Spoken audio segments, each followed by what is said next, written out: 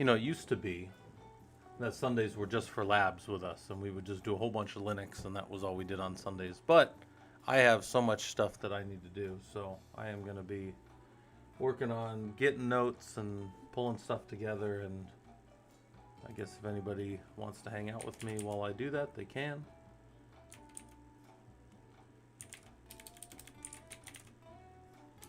Let me pull this up. Let me get this streamer brought up so I can cover this other set of screens up. And that's probably going to be, yeah, that'll be good. Might move this up just a little bit so if anybody talks, it doesn't mess them up.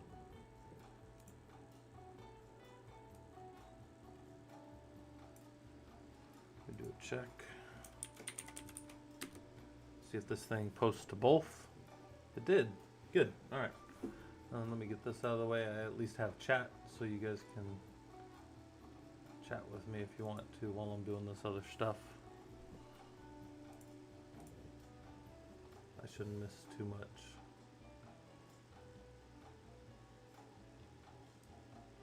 Shouldn't miss too much. All right.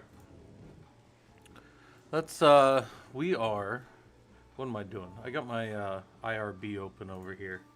That's my internal review board doc. And I've got to pull up some different things, and I do need some key terms. I need some literature review stuff. I have quite a bit in chapter 1 and 2 that I'm kind of working on still. Chapter 3 is the main focus of this one, so I do have to have that a little more fleshed out as well today. So yeah, if anybody has any questions or wants to, you know, talk about system stuff, let me know.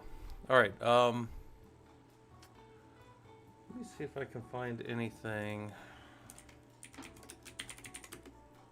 on the AAA model. So let's start down here.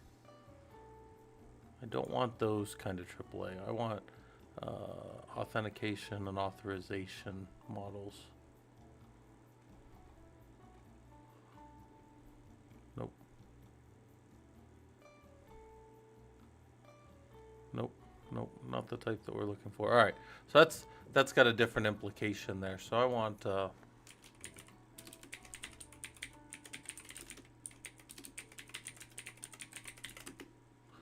authorization first and then authentication after. That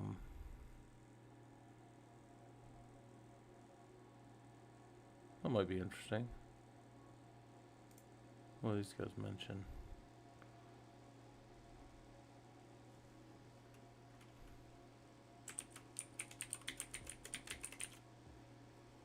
Yeah, see, so they mentioned AAA right here for geospatial web services. Okay, okay. Let's go look at their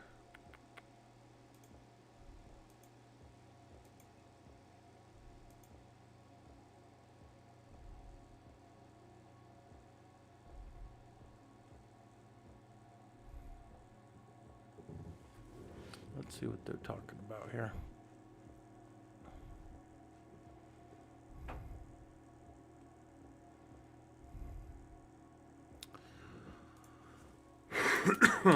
So these guys are generic.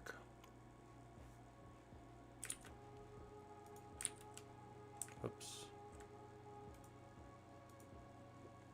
Yeah, there we go. Better. Better. All right. And can I get, if I wanted to cite them, could I get their APA? That's right here. Right. I can clean it up later. I like to put that at the bottom of my notes when I write something like this. So it's kind of like title at the top and then kind of my notes in here of what I note from theirs. And things that I would note from there are this quote here. So I'll give that a quote because that's their quote.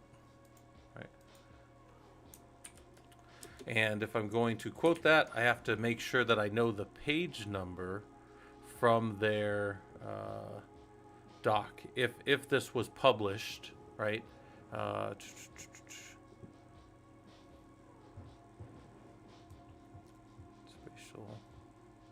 What pages was this on? Doesn't say. Okay, well that's fine then. I don't need to necessarily know the page numbers. But you have to be, yeah, check and mate. Fair enough. You do need to let them know where the thing is. Why is this not fit on the screen there? All right, there we go. All right, let's read a little more. Let's see if we can find. Solutions.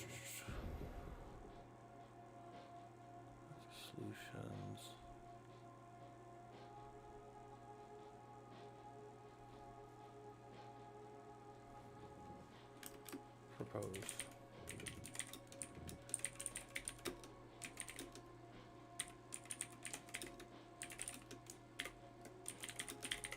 I don't care so much about the tools that they're using as far as that goes, but I do want to see, did they gather data here? So they have all this. Good. And then their discussion, how they did this thing, conclusion.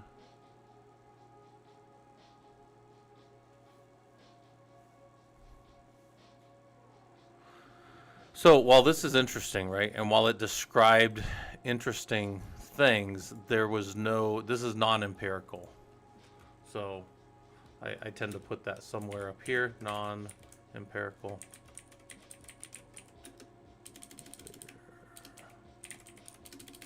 I can never spell empirical, right? It's non-empirical, and you say, well, what do you mean by that? Well, because there's no data gathered. So the person who wrote this, the Naresh, Nitin, Arathi, and Kumar, and Rakesh and Rao, all these guys, they put together this paper, but they didn't gather any data. There's no data, there's no analysis of the data, so it's not an empirical paper, right? And there's nothing, guys, there's nothing wrong with that. I mean, it's still peer-reviewed, I believe. It's just not, there's no empirical data. So this is not super useful from, like, it's fine in my, well, it's fine for a couple reasons. It's in the last 5 years, so that's good. But it's not really something that's useful for, like, in your problem statement, or like these people found this and recommended this type of, like, going forward, this isn't really a super useful paper for that. It's a useful paper for describing an architecture and talking through some things, but it's not super useful for some of that other stuff. But I could probably use this for part of my discussion in the literature review. So this will be part of, like, the literature review. So I can grab this. This can go as part of my, I'm going to go put it in my Narish, N-A-R. I'll go drop it in my reference section. And then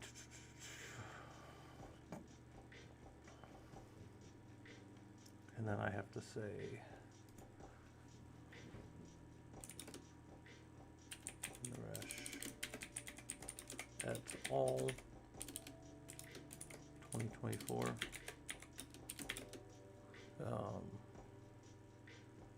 Assert that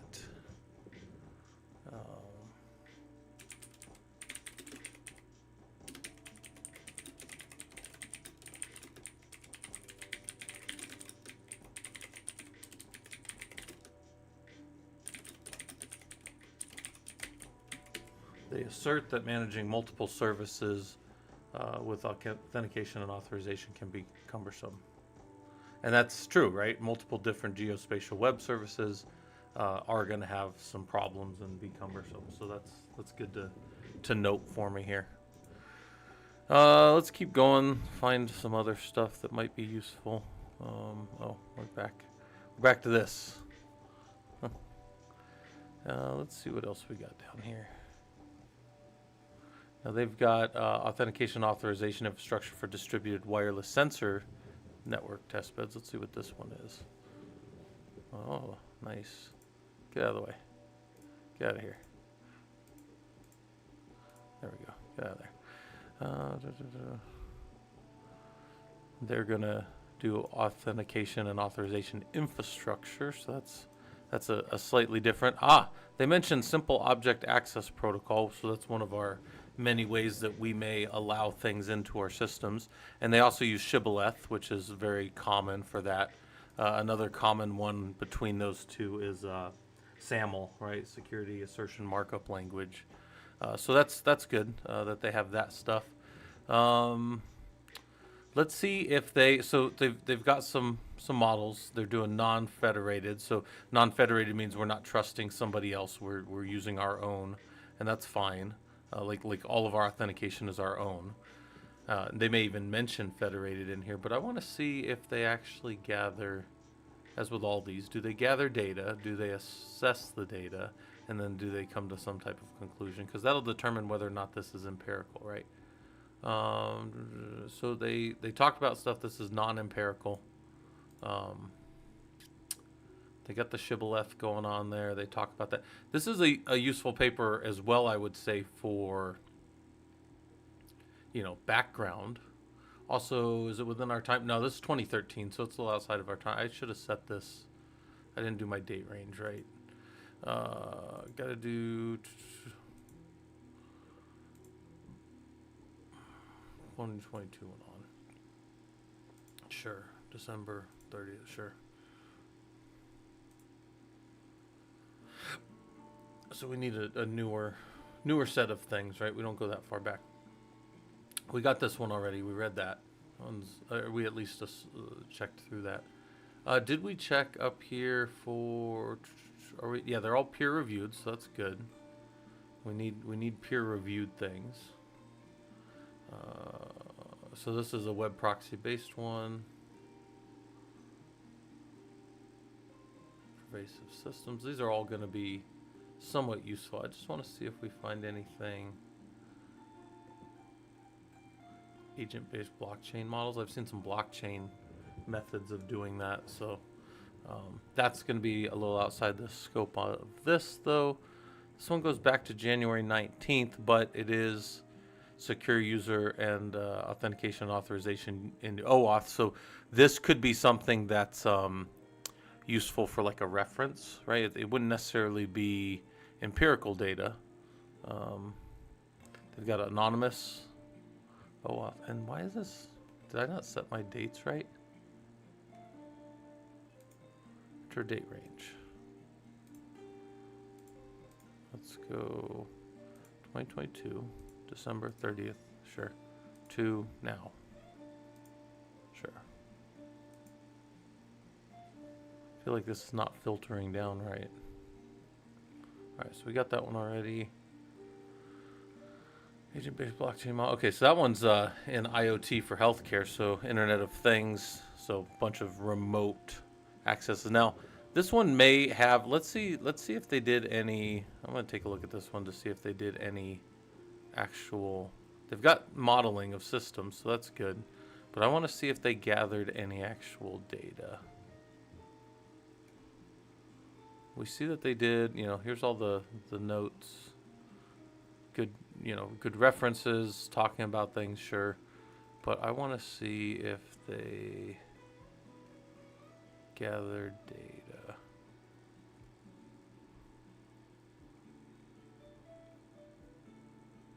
These are requests, so it does look like they have data. And then they're looking at the set values of the data.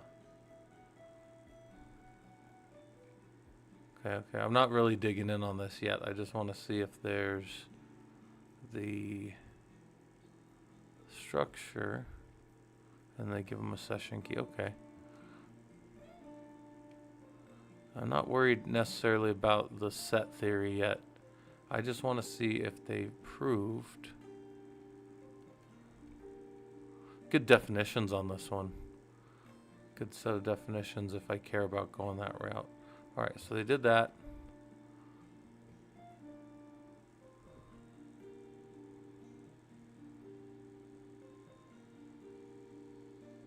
Okay. So they did gather data. So this one is empirical. So that's good. They used these devices and then they gathered, and so they did. This is empirical data right here. You say, well, Scott, what do you mean? How's it going, Ernesto? I'm also in Arizona. It's going to be 81 here today in Phoenix, which is brutal. So We're just reading research and finding empirical data. Okay, so this one is empirical. That's important. So let's grab this. We'll go. These guys. Damn it. And why is that not? Fuck it. Get out of here. All right.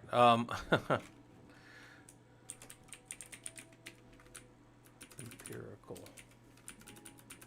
And this is agent-based blockchain auth and authorization.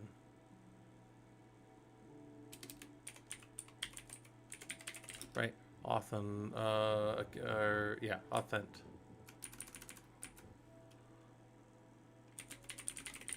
Yeah, this is these guys. Okay, and I just want to get a couple of their quotes essentially that I can use, or things that I need. So they may also have. Let's go look at their. All right, so they've got performance. That's good. Throughput, that kind of stuff. Let's see what their conclusion is. IoT plays. Don't want to jump up there. Plays fundamental role in improving and managing healthcare sector. Okay. Security are concerns. Yep, that's true. Okay. So they showed some attribute-based access control and some other things. And let's see. They found some numbers, so they chewed down to some numbers for computational costs. That's what their experimentation was on. Let's see what their. A lot of times when they do stuff like this, so they didn't do a separate conclusion and future. Sometimes people will do future work or recommendations. They didn't do that, but they do mention it here, so that would also be acceptable. They mentioned this additional expanded model to encompass. So these are the other things that they're kind of mentioning, right?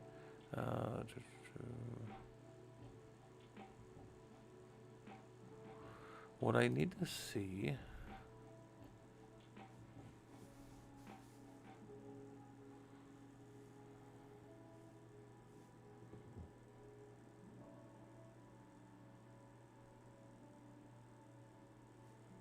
All right. Then an authorization. They did the blockchain. That's good.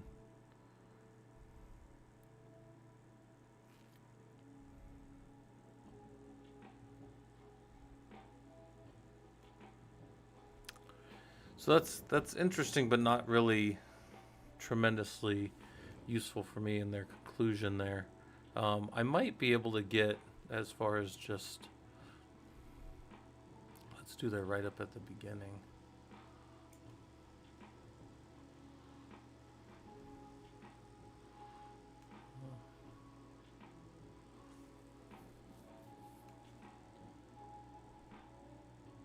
See if there's anything interesting here.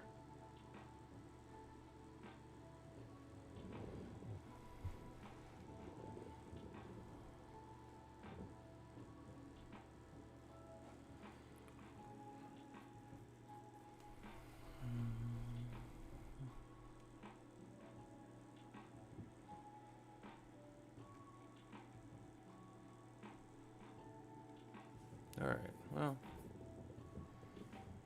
I don't have anything in here that's necessarily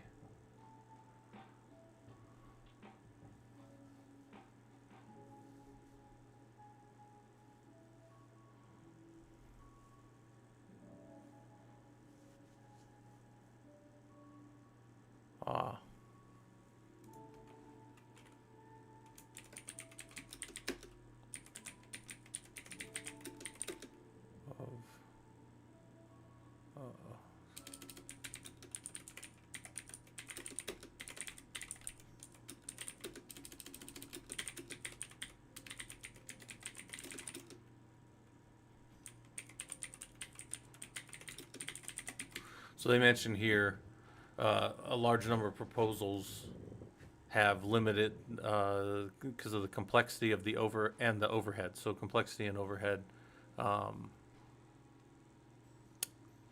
and it gives them scalability issues. So I kind of reworded that a little bit here for my own, because that might be something that's somewhat useful for me. And then I'll come over here to my actual paper where I'm adding these things as we go. And HI, I will add it in this next section. Whoops. In this next section here. And then I will mention it up here.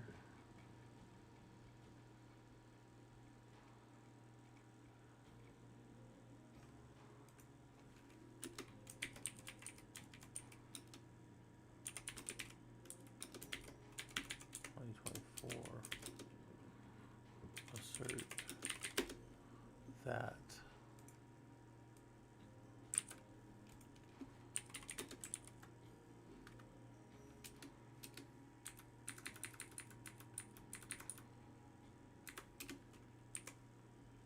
what am I doing here? Grabbing that, grab that. I know you guys can't see what I'm working on over here, but that's okay. Yeah, if you guys have questions, I mean, we've got the, let me pull this up here for you guys. Here's our Linux engineer, or here's our Linux group, right? And if you're wondering, you know, we've got lots of stuff going on. I think there's an automation course going later, or the study group going later. They may be on pause though, because we're on a break right now from that course. I will probably even during this stream while I'm kind of sitting here working on this stuff, I may jump over and do some of that stuff as well. So I have a kind of a goal here to get a certain amount of things added into my IRB for my dissertation, and then I have a whole bunch of course stuff to do for the automation course, so I'll probably work on that and labs. So that's kind of what I'm doing today, if anybody's, you know, hanging out with me working through this stuff as well. But then there's Writer's Room. I don't know if Writer's Room is going either, because they may be on break. Take these, you know, with I wouldn't say grain of salt, but if these don't show up, don't be super surprised, because we're all kind of busy. And then, you know, the security engineering group is technically done. We had our last one, so I can actually cancel this. Cancel all events in this series, because that's technically done now. But we're going to start getting ready. By the way, I posted this for people who, let's see how this thing's going. We're going to run the Linux admin course again in February or March, so it's coming up for people that are interested in that. Our Linux admin course is completely free. You can find it here. Right, here's our completely free course for Linux administration. Right here, yeah, this is the course. If anybody needs this, here's the book link. Boom, there you go. Link that on both sides for you guys. But we are going to run that course again for people that want to go through it with us, and we're probably going to do it in the February-March timeframe. And I basically gave these options because the guys asked for them. We could do it in 4 weeks, so just compress it down from the 12-week. Is it 12 or 16? I don't know. It's a longer course. We could do it in 6 weeks, which is less compressed, but still pretty compressed. Or we could do the full normal schedule, right? So those are kind of people's options. Looks like we got people voting. So if people are interested in this, they can vote. All right. And then, you know, Discord is 4,400 people talking about mostly Linux stuff, system stuff. You know, if you guys got questions about that kind of stuff, you can do that down there. All right. All right. I think we've gotten what we need to out of this, although I do think that's maybe some interesting stuff. I'm kind of bothered that my Zotero can't read these. So Zotero is my note-taking tool, right? I got a lot of stuff in here. Zotero is a really good tool for pulling stuff down and reading through frameworks and stuff like that. But I can't get that to read out of Firefox. So I don't know if I should be doing some of my stuff. Most of it I do out of Google Chrome, but sometimes I use Firefox a little bit. So we might do that. Let's I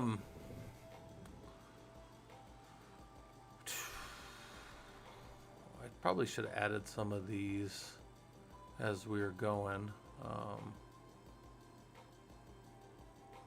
But let's these are some of our ones from the other day that we did. and I kind of want to get these over into my system, because if I get them over into my system, then I at least know, that I've kind of chewed these up and brought them into the environment. So we might be able to do that here soon. All right. But yeah, this is pretty much what I'm doing today. I have a lot of stuff to work on. I've only done 2 now of the 30 that I wanted to bring in. Well, shit, really by Thursday, so I'm like a little behind. But I figure if I'm going to be doing this all day, that's fine. So again, if anybody's hanging out, you guys are welcome to ask questions. Let me know. Figure out what I can here. Let's go back out of here then. And let's go look at something just very simple, and let's just say remote access. Right? Just remote access, like so. People just want to give access to an environment, and closed access. Okay. Virtual desktop. So virtual. So this is actually an interesting thing because some companies are not.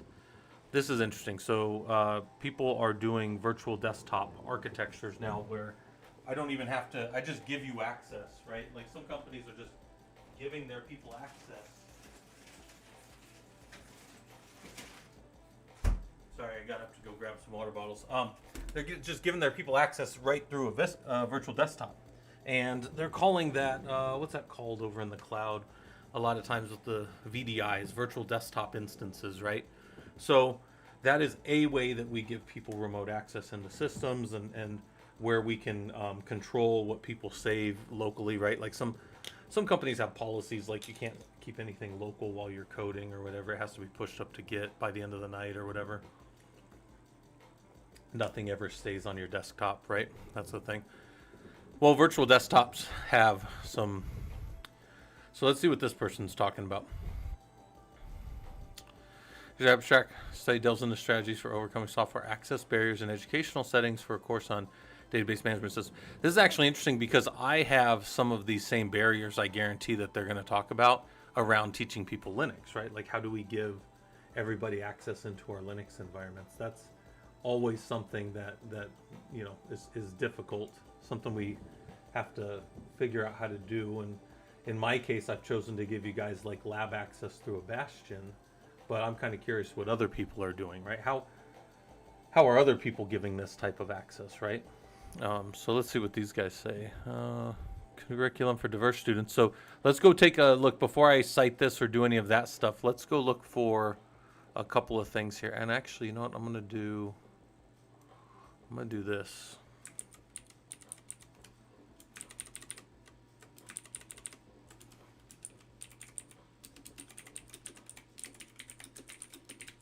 I'm just going to do this for a second. This won't make any sense to anybody else but me.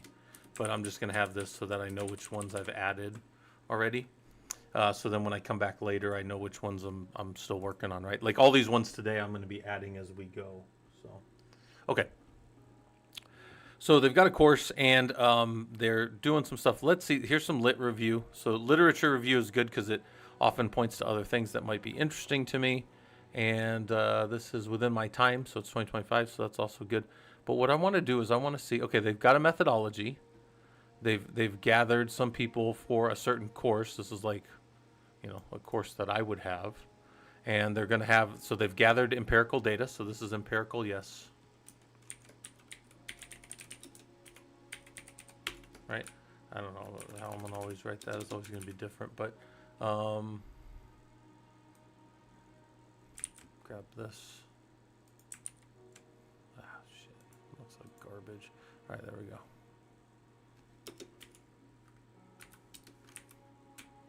Because this is actually kind of a way that I do this stuff, right? So now we're going to grab this to cite and say, yes, we will use Rosner's information in some way. That's fine. And let's go see what useful things that they've concluded about this. So we see that they've got a bunch of students. They've gathered information about them. They've got a literature review, which may have other good and useful things that we might want to go read about. So that's also good. So there's always good stuff there. This is true. Problems with installing software on different, we have all these problems. And then some students have different technology. So 26% of students have an Apple MacBook. So that causes problems if you don't have a standardized way for people to get in. So they talk about using a virtual desktop, which I've definitely explored in my home lab using like Apache Guacamole and giving people access that way. So then they talk about some of the technology. So they got a nice little table for that there.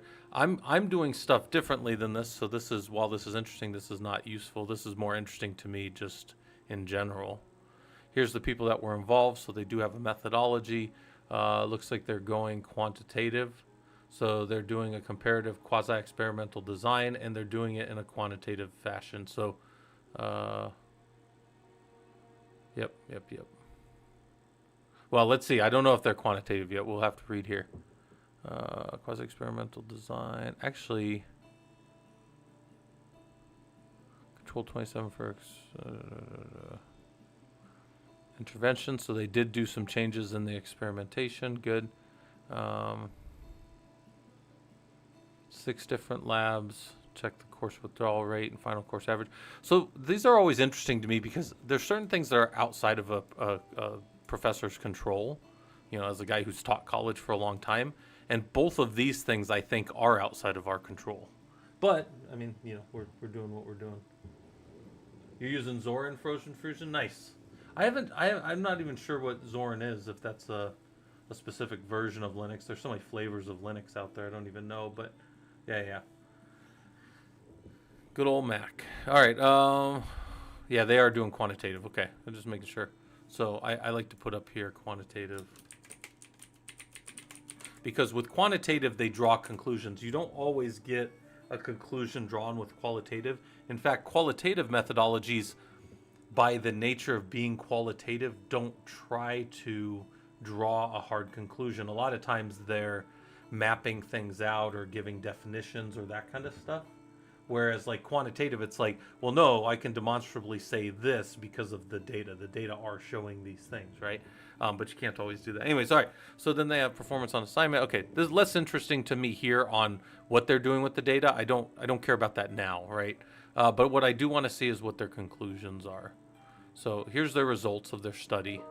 And so this is what I was saying earlier about they almost always have really good shortcomings in future work where it's like, hey, we need to add maybe more students, right? Like benefit from a study with a larger, more balanced control of experimental group, right? And maybe multi-institutional. So that's something that somebody could go from here and build on their study, right? Impact of virtual desktops in courses with more complex software requirements, right? Quantitative outcomes, but it could also check their qualitative. I think that's what they're going to mention here as well. Students' experiences. So when you talk about like an experience like, oh, I liked it or I didn't like it and at what scale, that's qualitative, right? Because, I mean, I might like something that you guys don't. I might not like something, you know, that's qualitative. That's not quantitative, right?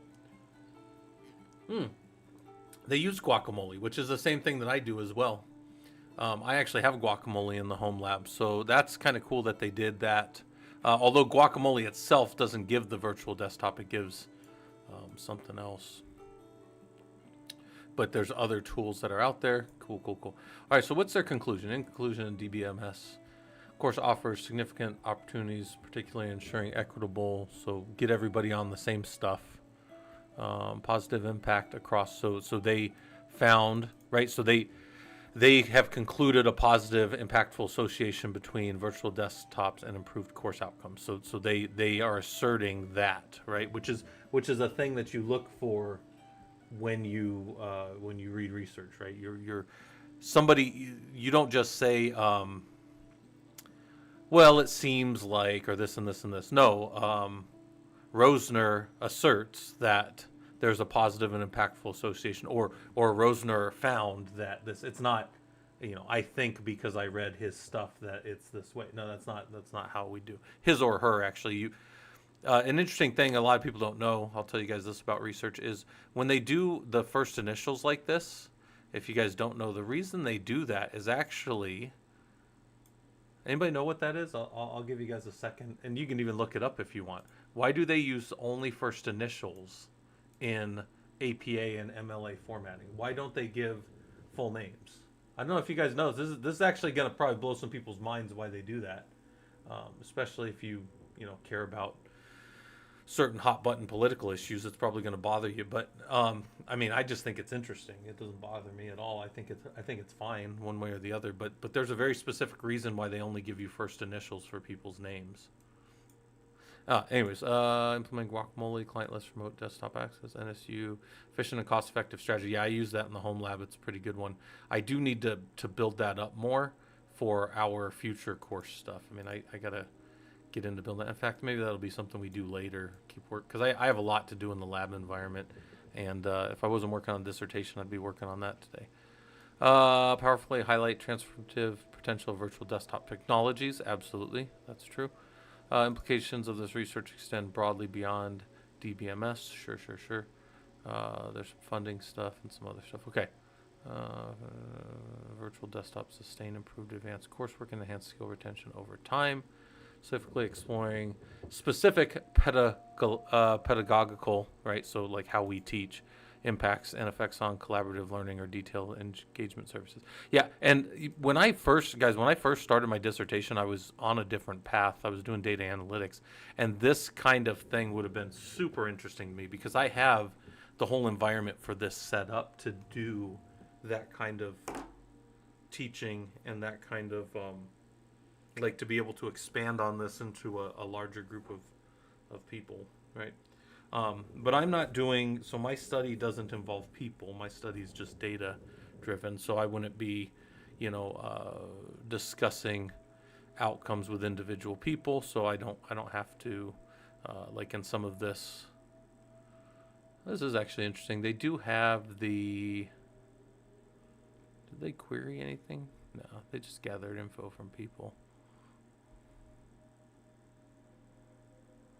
Anyways, irrelevant. Let's go look. I just want to look at their conclusions here then. In conclusion, got this and this.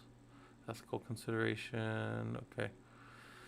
You always kind of give a nod to that nowadays so people don't think that you're just abusing people.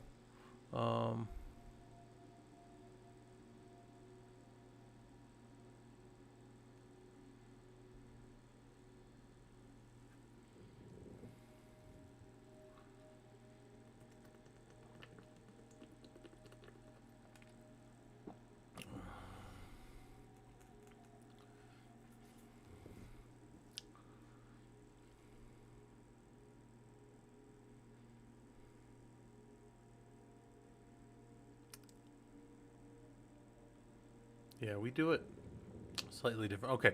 So I don't necessarily have anything out of here that's super useful to me for my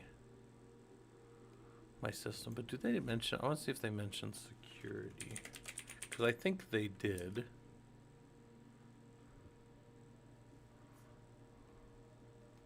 Let's see what else they mention.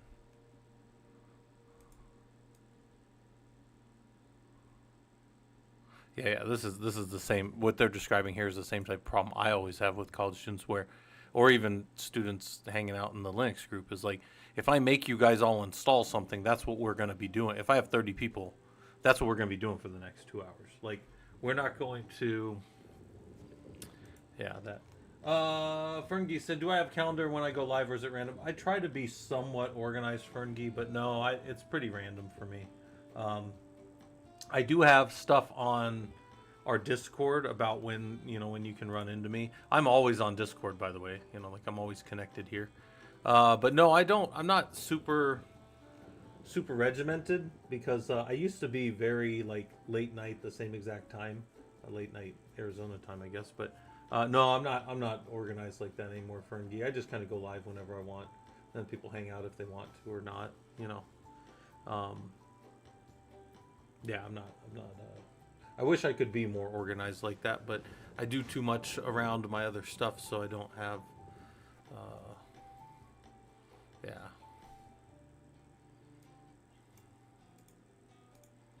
I need to see. Hold on, hold on. So here's some lit review on some things that have happened. Um,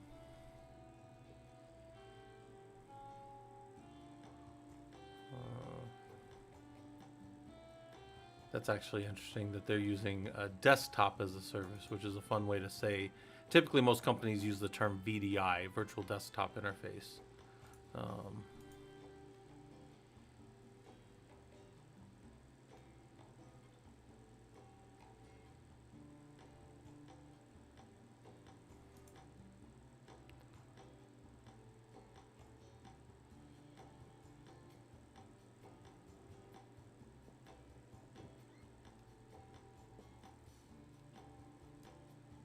where's access?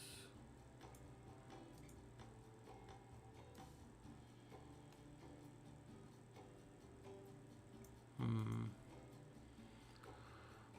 All right. So.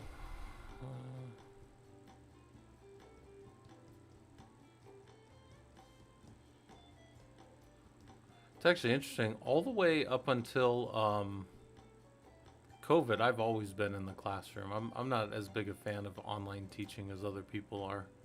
I do prefer being directly in front of students. I think my style of lecture tends to work better if we're in person. But I mean, it's okay if I'm online with my students as well. Um, Man, this one I want this one to be useful. It's just not. I don't have anything that's necessarily that I can use for. Um, I mean, I guess I can say. Um, I could say. I guess that we can use Rosner. Yeah, yeah, yeah. Okay, I'll add him, but only for this. Uh, we'll say Rosner et al. 2025.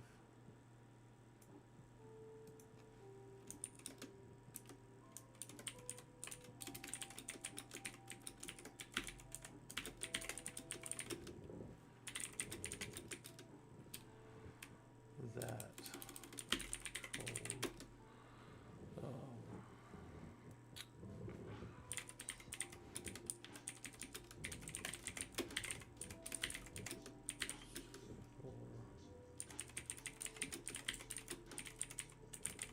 ground software and let me think. Rosner et al. 2025 found that controlled remote access improved outcomes for students around software installation and security. Oh, guys, hold on one second. Hey, what's up, bro?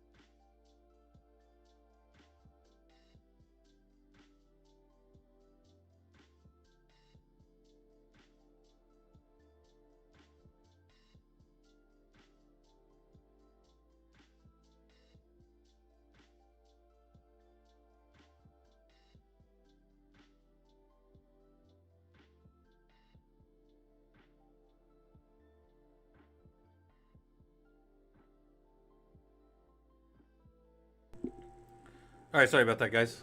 Can you guys hear me? Yep. Okay. Hey, so what I was going to tell you guys, how's it going, Smart Tech Shorts? We're just reading through some research and stuff, and what I was going to say is that was my older brother Steve just called. He's getting his E8 in the Army today. So if you guys don't know what that is, that's Master Sergeant, or he'll be Master Sergeant, and then technically he's going to be a First Sergeant as well. So that's my older brother who is still in. Me and all my other brothers just went in and got out, but my brother Steve is getting his E8 today, so that's kind of cool. He was telling me his wife is going to put his E8 on his chest, and I'm going to go up and put it on his hat. So I'm like, cool, all right, I'll go do it. So he's like, hey, do you mind dressing up a little bit? And I was like, yeah, I'll put slacks and a collared shirt on if you want. You know, I could do a full jacket if he wants, but I don't need to go that crazy, I don't think. Plus, like, it's funny, I'm West Coast, right, or more West Coast. I'm in Arizona, more out west, and we tend to dress slightly more dressed down than East Coasters do. I don't know if any of you guys have worked on the East or the West Coast, but East Coast tends to be like their business casual is still typically like you're still wearing a collared shirt, whereas our business casual on the over out west is just a collared shirt, you know, and yeah. There's different levels of it, but I mean, I'm not gonna. Point is, I'm not gonna be in like full like 3-piece suit or nothing. I could if my brother wanted me to, but that's he doesn't need all that for his promotion. All right, I think that we're good on this one. What I kind of said out of here was remote access, and then the benefits of remote access for this were software installation and security, right? And that's kind of what they mentioned here around, you know, supporting an ecosystem. Students didn't have to install their own stuff. And I'm only using that. I'm not using anything in here for my security or Bastion stuff. I'm simply using this for part of my literature review on remote access technology. So this is remote access. And then, you know, they mentioned that remote access is better with a virtual desktop, and that controlled remote access improved outcomes for students around security or software installation and security. So I can play with that later, but the point is I've got that as part of my thing. And then also, that's my third one for today. Let's see, 1, 2, 3. Yeah. So I'm trying to get to. I think I told you guys I'm trying to add 30 things today, and then again I can always go back and clean up the writing later, because that's yeah, you want to take people in any technical writing. We've talked about this before. There's the 4 C's of technical writing: dodge, duck, dip, dive, and dodge. No, I'm just kidding. If you guys don't get that reference, I guess you're too young. I just rewatched that movie the other day, though, Dodgeball. But one that's funny. One of the things that no, there's 4 C's of technical writing, and I sometimes mention them for you guys. It's like correctness, clarity, cohesive, and coherent. Those are the four pieces, right? And like correct, you got to be correct. Clear, you've got to be clear and to the point. Cohesive, you've got to like everything's got to make sense together, and then coherent is it's got to flow, right? Yeah, if you can dodge a wrench, you can dodge the ball. That's exactly right. All right. So I think that's an interesting study that they did. I like that. Some of you guys know we run in the home lab. We do have. I don't have this pulled up right now, but let me pull this up real quick. Do I have Excalidraw? If I pull up Excalidraw in the home lab, one of our scenes, which I think is this one, when we look at the home lab environment, I don't have it on here right now. Oh yeah, there's a Apache Guacamole right there. People can come in. Normally people come in through the Bastion process, right? They come in here and they P01 Jump 02 and they go Bastion through the ProLUG user jail. But this other concept is coming in through Apache Guacamole, which is actually the same tool that they just used. So if you guys have never seen, I can go to ProLUG And I can hit my Apache Guacamole. I need to get my cert up, but and then in here I can go to, I think it's me. Is that right? I think it's that one. No, maybe not. Can't be that short. Maybe I don't know what my password is. Oh, there we go. All right, so then I get in, and then I could connect to any back-end connections that I needed. Which, again, I might. This is one of the things we got to fix up in the home lab. Is like if we get a cleaned up. Oh man, I got another phone call coming in. Hold on a second, guys, real quick.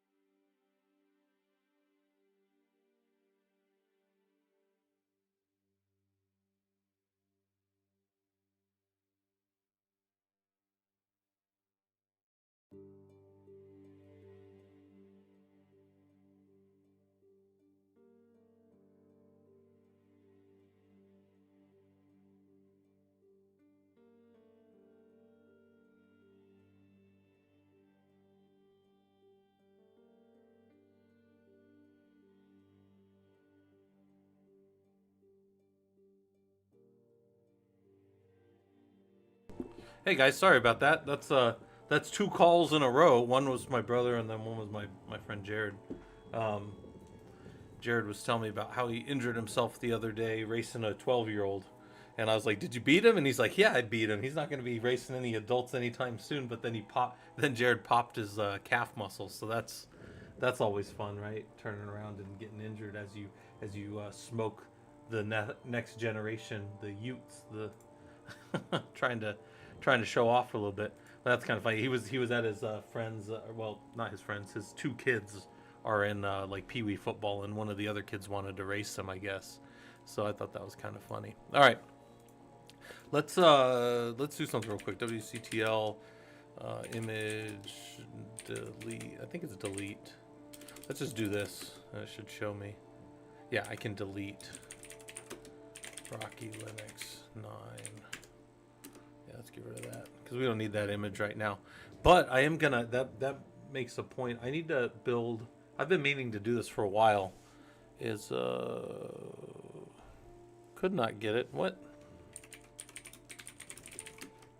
That's gone. Okay. That's weird that I got that error, but then it still deleted it. And then did it not get rid of the for live or cheroots? No, it got rid of it. So here's all the cherooted environments, right? For those, and then I can go fix those if I need. All right. That's all fun stuff. That's all useful.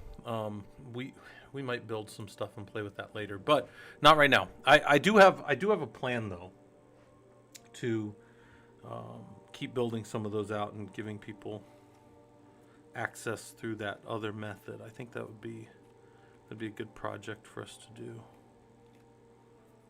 Yeah, I might have to talk to Fisherman about that because Fisherman runs our bot in our Discord. If you guys don't know, we got a cool little bot in here. Right, and the bot will talk shit to you if you ask it to. It'll also tell you how many users there are and that kind of stuff. But the thing about this is one of the main things that he wrote for us is in the ProLUG lab environment, you could just add a key. And what I might ask him to do, let me think, how do we want to do that? Yeah. Maybe we'll have it build the user based on your username, and then it will whisper you. I got to see because I think his bot can whisper people, and have his bot whisper people their password, and then they can go in and modify or change their password. I think that would be a cool because then I can give people access into the guacamole as well, and the guacamole is that visual. Anyway, whatever. I'm thinking a lot. We can get to that. Zero Trust Cybersecurity Framework. They're doing a literature review, so this might be useful. Systematic literature review for cybersecurity framework for hybrid and remote work. So this one actually probably is going to be good because this is a literature review, and literature reviews have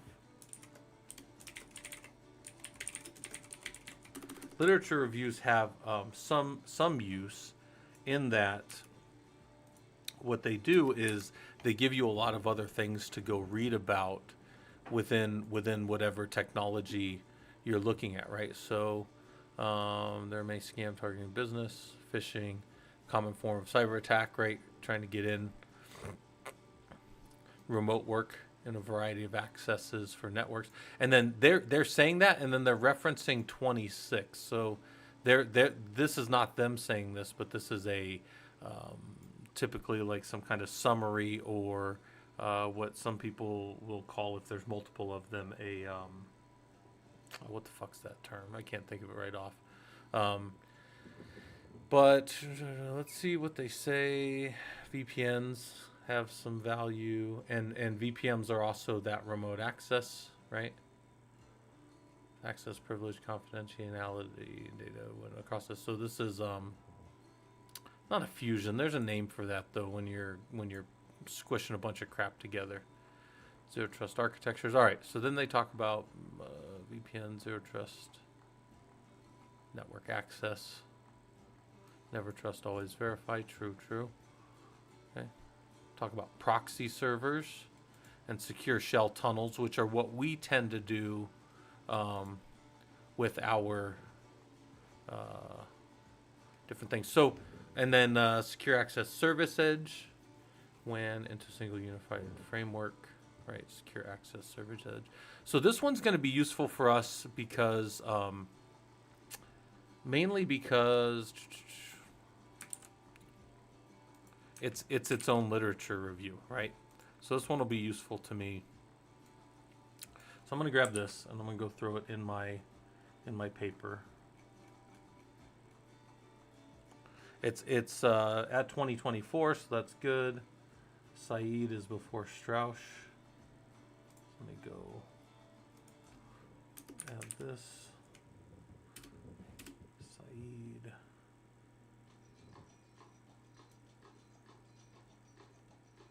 And let me go add it in my literature review of remote access.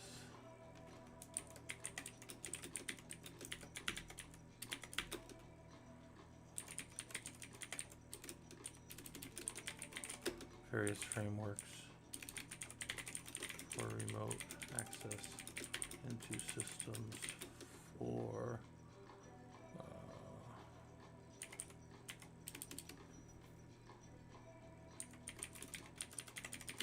okay. All right. We won't spend a lot of time with them because that's not an empirical study. So while it has all kinds of cool things that we can go dig into, it's not necessarily what we need.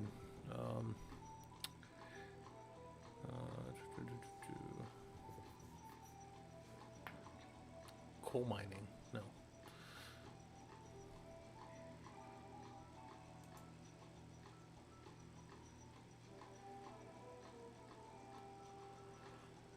No. Numa aware, no. That's in platooning. Nope. Secure user authentication and authorized scheme. So see, this one may have some interesting, it may have some interesting discussions. Let's go see what they're actually talking about down in here. Kid Flash said Fedora 42 and want to try Zorin. I'm just trying to read into how to do PC gaming on Linux. Yeah, Kid Flash, that's interesting. We have a few guys who do gaming on Linux. I'm not one of them. I used to do gaming on Linux back in like Ubuntu 8, like many years ago. But I don't play, like a lot of my productivity stuff. I don't play with that anymore like I used to. I mostly just do like as professional like deployment type stuff. You guys will see my stuff is more like what I do in the enterprise. I wish I had more time to do, playing around in my home stuff on like running Linux everywhere. I just don't. I mean, I run Linux all over, don't get me wrong, in my labs, right? My labs are all Linux in here. But I don't, like for my productivity stuff, I tend to use like what the industry uses, right? I tend to be the corporate guy doing corporate stuff. So,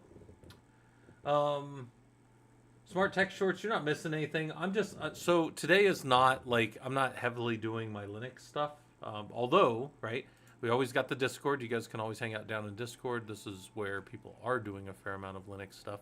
Right now, I'm reading research for my dissertation. So I'm working on my PhD in systems engineering. Should be done sometime like early 2020, late 2026, early 2027, depending on how fast I write all this stuff. I'm just gathering notes and stuff right now. So what you guys are seeing is some of my note taking just in OneNote. People have been around know that I use different note-taking tools. Sometimes I'm over here in Notepad. Sometimes I'm all over the place in notes. I also use a tool called Zotero. Zotero is maybe like one of the best open source tools I've ever found, where you can just suck stuff right off of web pages. This is not a great example because what I'm doing right now, I'm not using Zotero because the connector doesn't work in Firefox right now. I'm not sure why, but if I was over on Google Chrome. Right, let me go pop up into Chrome here real quick. If I went into, no, that's not a good example. Yeah, I could pull it up. Hold on. So if I went to like scholar.google, right? And then I looked for Saeed. Wait. What was his? Shoot. What was his? And we looked for his paper that we were just reading. We may be able to find Saeed's. Oh wait, am I? I might need to add more to their things.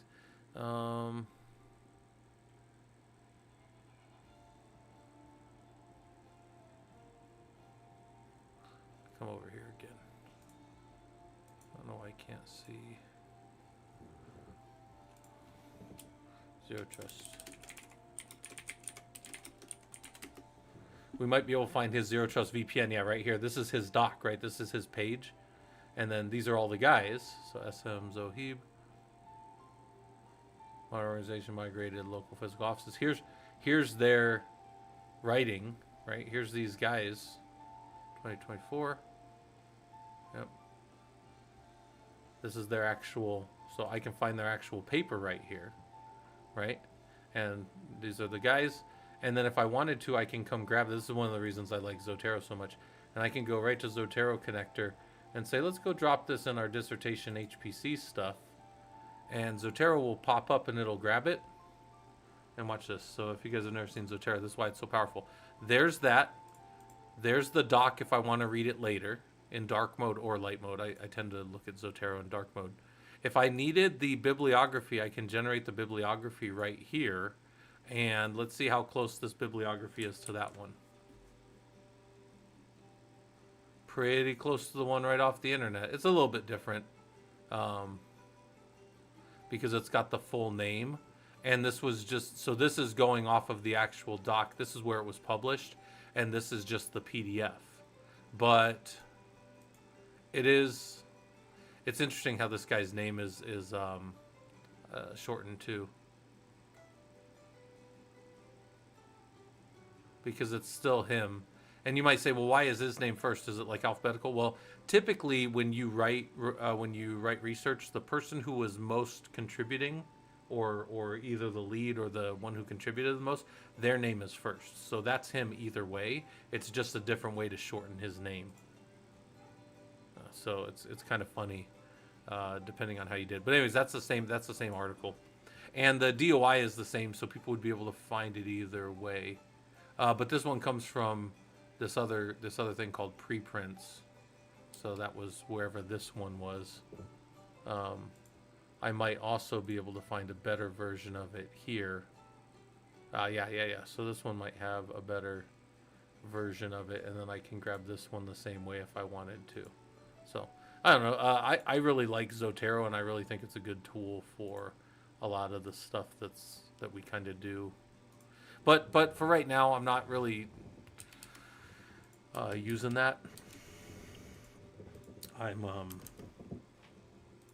using this other tool for right now, or not even using a tool. I'm just using OneNote. I'm just throwing stuff directly in OneNote. So, Kid Flash said father one about to be a dad of 2 and husband, so I get a couple of yeah. I'm a dad and a grandpa too. So I'm actually it's funny. I became a grandpa when I was only 38. So that's kind of funny. But Security Plus, nice. Linux Course Foundation. Hey, make sure you vote then, Kid Flash. There's a vote in our Discord, right? All of our courses, in case any of you guys don't know, all of our courses are free. I'm always going to keep them free, but you can vote how we run the next Linux admin course. When the next Linux admin course comes up, we are going to either do it as a 4-week, like crash it and do it really fast. Because I find that like when we do like a 12 or 16-week course, people sometimes just peter out and they just don't stick with it, man. So 4 week, 6 week, or if you want to do normal schedule. So make sure you vote, because I'm going to go with whatever people tell me here. But yeah, the Linux admin course, in case some of you guys don't know, that's a free course right here, right? And this is what the course looks like. Is it 12 weeks? 16. It's a 16-week course normally. So yeah, if we crash it down, it's going to be 4 a week. If we do a 4-week version, there will be 4 of these each week. And we'll just crash through all of it. But It's basically, I tell people it's less about getting you into doing command line Linux. I think you have to be playing with Linux already, right? And I give you guys a lot of resources to go get better at Linux up front, but then I start kind of showing you stuff that I think you need to know to do the Linux admin role for a company, because like just doing a bunch of Linux is good. Just being able to read docs is good, but also what are we doing with storage? What are we doing with operating of systems and checking systems and working with users and all these different things that your tasks are going to look like? This is what we focus on in that course. So for people that are doing that, yeah, Kid Flash, that's fine. I mean, vote however you want. I want everybody to have a chance for that, and I want people to do what's good. And I don't like one thing that, because I get perturbed when I run the course and then like nobody's participating or whatever. I'm like, well, I mean, I could do other things. Like I don't I don't need to run it. So I like when we have at least a few people that are really engaged. So if we engage people in 4 weeks, good. If we engage people in 16 weeks, good. That's what the course was originally designed for, was 16 weeks. So I will do whichever, right? I'm not a hard ass on how we run the course. In fact, we were talking about it yesterday down in Voice, and I told the guys, I'm like, it's our course. We can do whatever we want with it. It's not like I'm running a college class and I have to give you guys a grade at the end. I just have to make sure that you're learning this stuff. That's my only goal out here. It's not like I'm not assigning a grade for it. So okay, let's see what this person says. Let's look at this paper. I know that's a little hard for you guys to read, a little small there, but abstract. Due to rapid advancing technology, home automation has gained popularity, making life easier, but there's attacks, right? That's what they're gonna say. Now they show a bunch of ways to get in. Let's see if we can make this bigger for everybody. Wonder if I can. I guess I could probably download it and then look at it bigger, but that's fine. Let's just go see if they gathered data. They have a lot of good information. But this looks like this is just like a survey of everything. They're not gathering. Yeah. So when I say survey, I mean they got cool technology definitions. They're talking about things that are useful to know and definitions, but they're not gathering data empirically and looking at it. So this is less useful in that sense, right? I was hoping that this had more information, but this really doesn't. I mean, this reads more like a survey, so less useful for me. I'm not going to worry about that one. I'm not even going to write that one down. Cybersecurity risks of remote, and this is from a scholarly journal. This is again another one of these that is not going to. I don't want to get any of that crap. What is that? Kid Flash, thanks for the subscription. Hopefully this stuff's useful to you. Hopefully you don't have to. Watch any ads for a while. Smart Tech, you said it'll be basics, and what do I need to know before joining the course? Well, yeah, here's the basics. Here's the actual. This is the syllabus right here. Get into Linux, get into the labs, essential tools like moving around file redirects. I would say the first 2 weeks are like a crash course in fast learning Linux. If anybody needs this, I'll link this to you guys here. This is the book. This is all the books here. We have 3 books. Two books are done, which are Systems Administrator and Security Engineering. And then I'm looking at the Systems Administrator one here. What I would say is the bare minimum to like really get into these courses and not feel like you're behind would probably be come over here to Killer Coda. And Killer Coda is free, right? It's a free website. And probably get into like, well, here's some Linux from this guy Powell. And then I have some Linux stuff, some Linux labs that'll get you started. And I think if you've at least started on, I got 36 Linux labs here. If you've at least started these Linux labs, I think that you'll probably be comfortable in the course. In fact, some of the course labs come from that. So like if you could do these labs and move around in Linux pretty well, I think that you'll feel confident with the course. At least jumping right in on what these topics are. Now, each of these topics will be, again, these are less, they are technical. Don't get me wrong. There's technical labs with all of this, but this is more for me about well, more for you guys, around the topics of what you're going to do as a Linux administrator in the field. Because I'm telling you right now, guys, there's a million things out there that will teach you how to type your hands away at Linux. I mean, there's go to tldp.org. tldp.org is like this awesome. It's not LDAP TLDP. It's just tldp.org. It's this awesome tool for showing you basically man pages, but how to do Linux, right?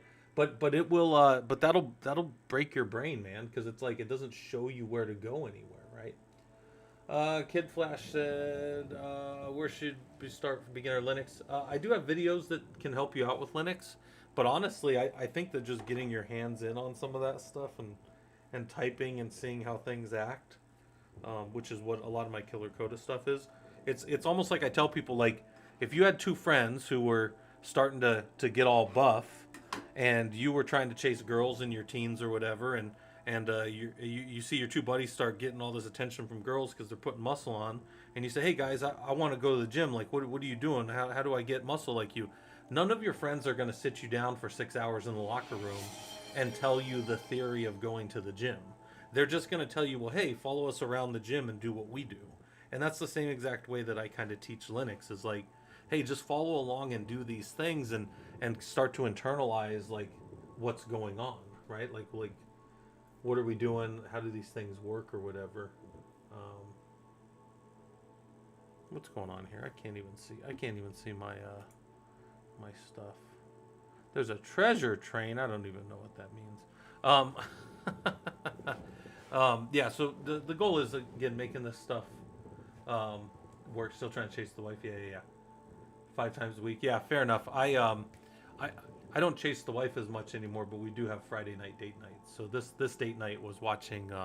We have a Christmas movie we watch every year. If anybody wants to try to guess what it probably is the same movie that most people argue about being a Christmas movie or not. But we watch it every year. It is not Christmas around here until Hans Gruber has fallen off of the 32nd floor of the Nakatomi Plaza, right? I'm just kidding. But anyways, yeah, we did watch that on Friday night. And what else did we do? Oh, we had Payway. That's kind of like a nice little treat for us. So I don't know if any of you guys like Payway, but that's a pretty good little... it's Peiwei, I think. It's like a Asian food place out here. I think it's part of PF Chang's, but I'm not sure. Okay, anyways, yeah, it's Die Hard, yeah. Which people get really mad about, but it's like... the whole movie happens because he got invited to a Christmas party. The whole movie happens, literally the whole movie happens the entire duration during the Christmas party. All the music in the entire movie, even the rap at the beginning, is about Christmas. So the whole soundtrack is a Christmas soundtrack. I mean, it's like, it's the most Christmas movie ever. Like, the whole reason anything's happening in that movie is because of Christmas, and it's over Christmas, and the songs are all Christmas songs. Even like Ode to Joy that's playing is technically a Christmas song. But anyways, whatever. I mean, there's songs playing through the whole movie that are Christmas songs. It's the whole soundtrack. But anyways, I don't know. People like to argue about stuff like that online. Anyways, let's keep going. I'm just looking for more stuff. Development, low cost IoT, based health, diabetic patients. IoT stuff is super useful, right? But we're not necessarily worried about remote monitoring. But if you are doing remote monitoring, you tend to be doing zero trust and or certificate-based login and that kind of stuff. Yeah, there's all that kind of stuff.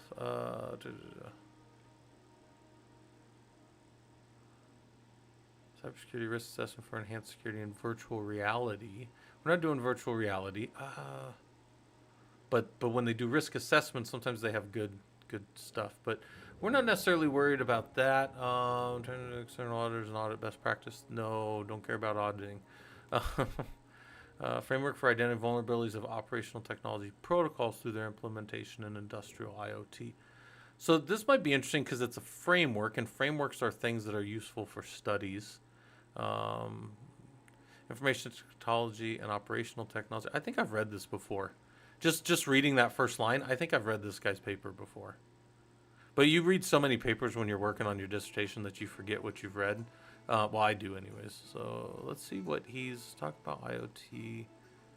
Yep. Okay. I'm pretty sure. I'm like 90% sure I've read this before.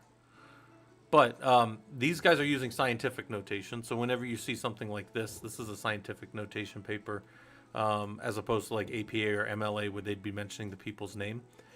For me, I prefer, if anybody wonders, nobody cares.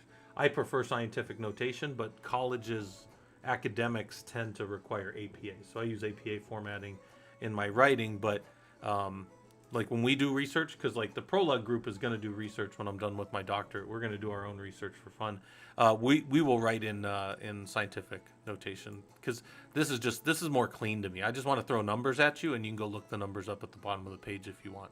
The weight of who a person is or their name is lost on 95% of people, probably even 99% of people. I don't, like, if you told me that it was Saeed, I'd be like, oh yeah, good old Saeed. I don't know who that is. Like, I don't care. I'll go look at the reference if I think this is compelling in some way, right? Like that kind of. Anyways, where was that here? They got methodology. Framework is characterized by formal. They're still not collecting. So these guys aren't collecting data. That's fine, but they do have a methodology. So this is non-empirical, in case anybody's wondering. You say, how do you know it's empirical and non-empirical? They didn't gather data. If they didn't gather, like, they're doing some simulation. Well, let's see. Hold on. They're doing some network simulation. Let's see if they actually pulled data.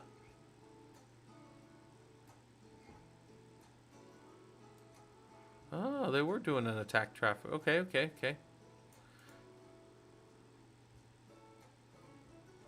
So, well, I take it back. They may have actually gathered data here. Let's see. They did network emulation as part of their study. They did a simulation. Vulnerability. Okay. But I still don't see. But hold on. I don't see. They say how they did their. No, they did gather data. They just they didn't present as any tables, which a lot of people would do. But no, they did gather data. So this is technically an empirical study. And then they did gather, and then they did come to some type of conclusion. So let's go look at their future working conclusions, right? So future work says, where could we go? Term simulation. Yeah, they're using a very specific implementation. Okay. Yeah, this isn't necessarily super useful for me. They have some interesting stuff. No conflicts of interest. Here's some frameworks, so they might have some interesting, device frameworks and that kind of stuff, images. But none of this will probably play over. Here's some of their data that they gathered and reliability under load. Okay, yeah, not super interesting or useful to me. All right.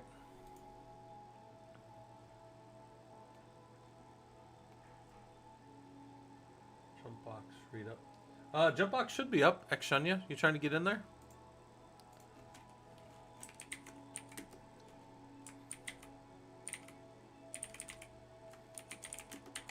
Yeah.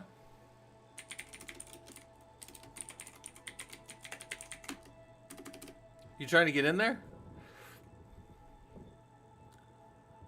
See if you can get in there. Oh, I was gonna say, yeah. If anybody wants to try to get in, they can. But yeah, the jump box should be up. I thought you were asking if jump box was working. I'm like, oh, it looks like it's working to me. It's on. I don't see anybody crossing it right now.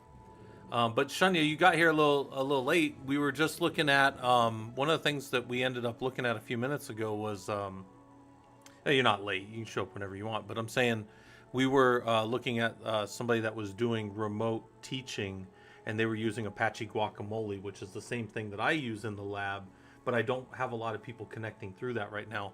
And I would like to give that functionality to more people. So I think that'll be one that we play with in the future. All right, remote patient, remote teaching practice using surrogate avatar. That might be interesting, but that's not directly related to our Bastion stuff. Burgeoning framework for attack detection in cyber physical systems using heuristic-based optimization algorithm. That might be interesting. Zero trust 5-step implementation process with smart environment, state of the art review for future directions. I kind of think this one's interesting. What's up, Tommy? Tom's back. What's up? Yeah, hold on, I'm on mute. Hey guys, take a 5-minute break. I'll be right back.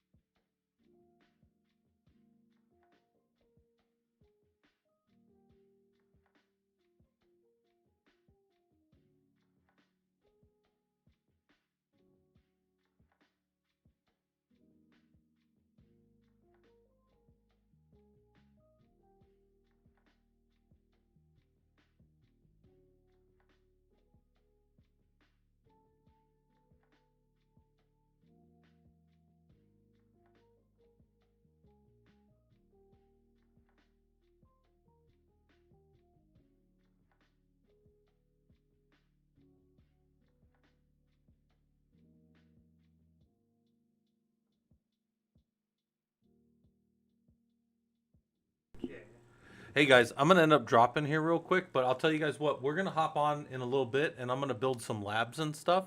So I'm gonna keep working on this stuff on the, offline, since I'm motivated and doing it. But I'll come back and we'll do some actual lab stuff here in a little bit. So I'll catch up with you guys. I appreciate everybody that's been hanging out.